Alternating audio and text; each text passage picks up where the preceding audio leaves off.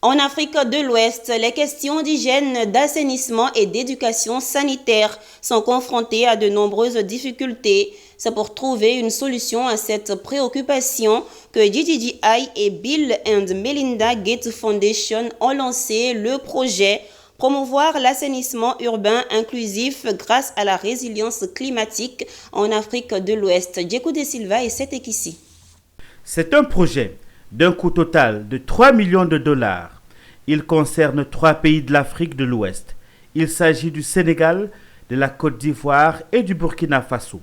Dans ces pays, plusieurs villes sont infestées par la pollution créée par le rejet des ordures ménagères dans les espaces publics. On trouve des déchets ménagers dans les rues, les espaces vides, les terrains inhabités au milieu des voies. D'où un projet pour concilier l'assainissement et la variation climatique. La Fondation Bill et Melinda Gates, à travers DJI, veut montrer un peu l'importance de l'assainissement dans la stratégie de lutte contre les changements climatiques. Pour nous, l'Institut mondial pour la croissance verte, aujourd'hui c'est le lancement d'un nouveau projet que nous avons sécurisé pour le compte du ministère de l'assainissement et de la salubrité et également de l'environnement. Le coordonnateur du projet et le représentant du ministre de l'Hydraulique, de l'assainissement et de la salubrité ont donné les orientations dans l'exécution du projet.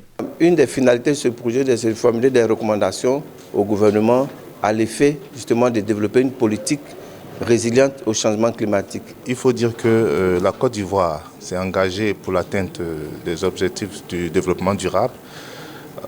La Côte d'Ivoire s'est engagée à avoir un niveau d'assainissement assez acceptable.